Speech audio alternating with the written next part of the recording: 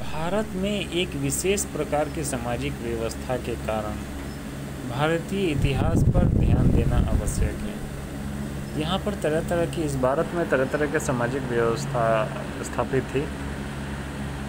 उस उत्तर भारत में विकसित किए हुए वर्ण जाति व्यवस्था पूरे देश में फैल गई। इनमें इसने ईसाई और मुसलमान को भी प्रभावित किया।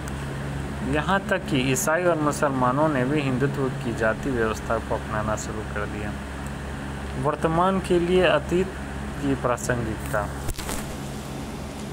वर्तमान की समस्याओं के मद्देनज़र भारत के अतीत के अध्ययन का महत्व और बढ़ा। वर्तमान की समस्याएं जितने भी उत्पन्न हुई, इसके वजह से भारत के अतीत का अध्ययन का महत्व और बढ़ने लगा। कुछ लोग प्राचीन संस्कृति और सभ्यता को वापस स्थापित करना चाहते थे। अब यहाँ एक यूपीएससी का क्वेश्चन आया हुआ था कि प्राचीन संस्कृति और सभ्यता को वापस लाना किस तरीके से संभव है और उससे किस तरीके से स्थापित किया जा सकता है। तो यहाँ एक दिया हुआ है इसी बुक में कि कुछ लोग प्राचीन संस्कृति और सभ्यता को वापस स्थापित करना चाहते हैं और कुछ लोग भारत को गौरवशाली अतीत से भावनात्मक रूप से प्रभावित हैं।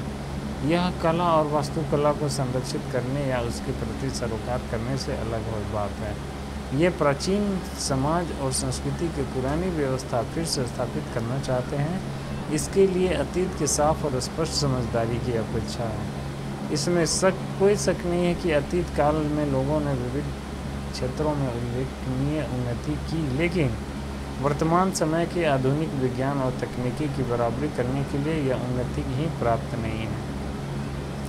हम इस तथ्य की अनदेखी नहीं कर सकते हैं कि प्राचीन समाज में भारतीय अन्याय भी प्रमुखता से विद्यमान था।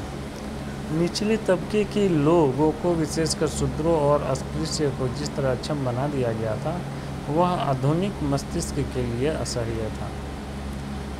ये जो हमारा बुक है, एक पुरानी सामाजिक स्थिरता को कैसे स्थापित किया जा सकता था, वर्तमान में वो अतीत की प्रासंगिकता को कैसे समझा जा सकता है, ये इन सारे बुक को इसमें दर्शाया गया है।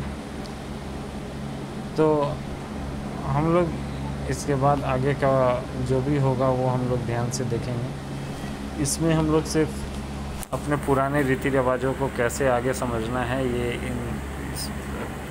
इसमें हम लोग यही देखेंगे।